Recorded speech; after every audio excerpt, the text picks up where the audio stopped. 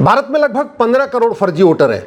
ये बात आज अखबार के फ्रंट पेज पे निकली हुई है कि 15 करोड़ लोगों का नाम कट सकता है। जब मैंने पूरे देश में एसआईआर कराने के लिए पीआईएल फाइल किया था तो मेरा अनुमान था कि लगभग 5 करोड़ फर्जी वोटर हैं, लेकिन अब अखबार के फ्रंट पेज पे निकला हुआ है कि 5 करोड़ नहीं बल्कि 15 करोड़ फर्जी वोटर हैं।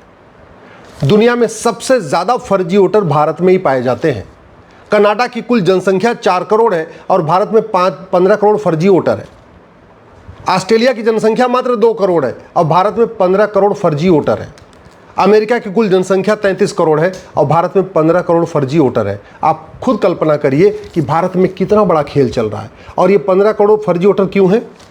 क्योंकि यहाँ पे फर्जी आधार बनाना और फर्जी आधार बनवाना गंभीर अपराध नहीं है। ये मेरे पास आधार एक्ट है, इसमें कोई भी व्यक्ति जो 6 महीने से भारत में रह रहा है वो आधार बनवा सकता है।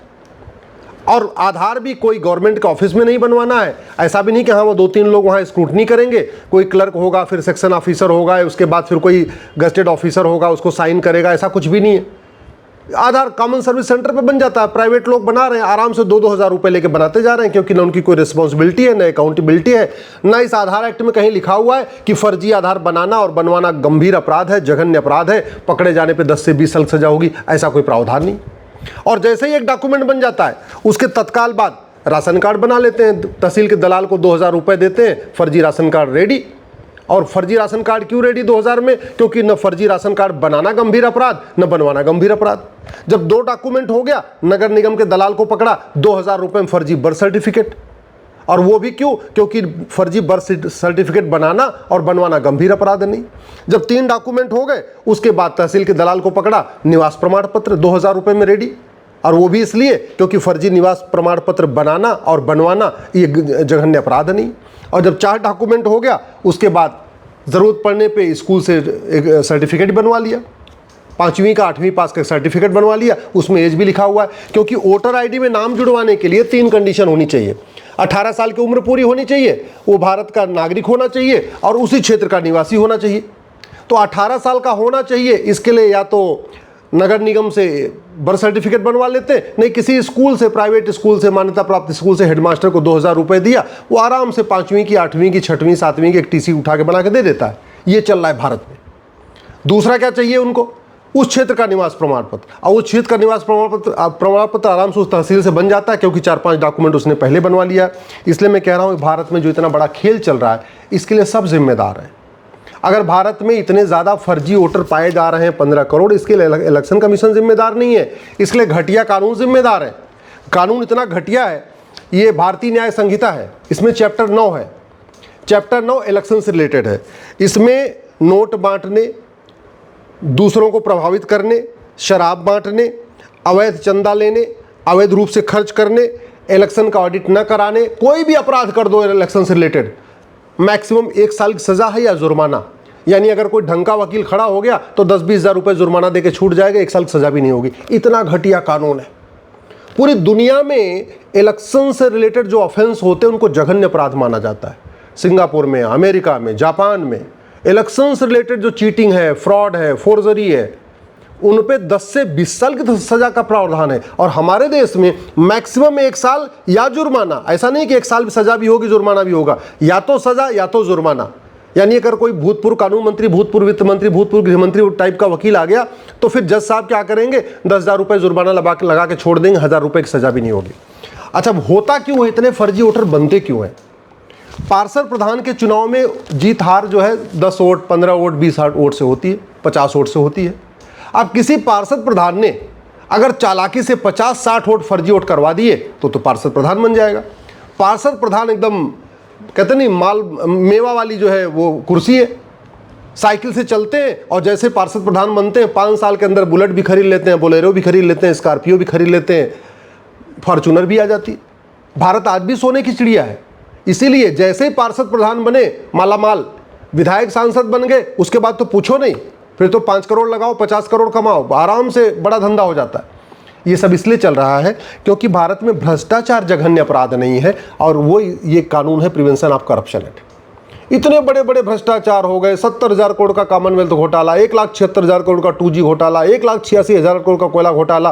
खूब इन घोटालों के ऊपर तू मैं हुआ, आरोप प्रत्यारोप हुआ, नूरा कुश्ती हुई, बतौलेबाजी हुई, धरना हुआ, अनशन हुआ, अन्ना आंदोलन हुआ, लोकपाल बन गया, सब कुछ बन गया। लेकिन आज तक किसी भ्रष्टाचारी को न 100% उसकी संपत्ति जब्त हुई, न किसी भ्रष्टाचारी को आज तक फांसी हुई, न किसी भ्रष्टाचारी की आज तक नागरिकता खत्म हुई। क्यों? क्योंकि ये कानून हमारा ऐसा कुछ लिखा ही नहीं है। इसलिए मैं कहता हूं, देश को बदलना है तो सबसे पहले कानून बदलना पड़ेगा।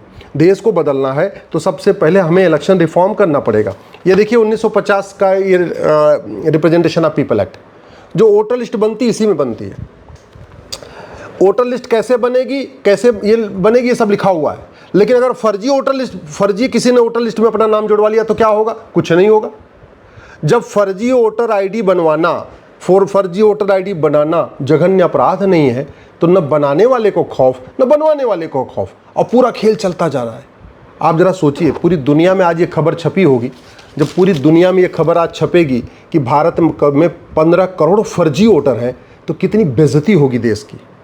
कितना मतलब पूरे देश में थू थू हो रही होगी कि भारत में कैसा डेमोक्रेसी है, कैसा लोकतंत्र है, जहां 15 करोड़ फर्जी वोटर है।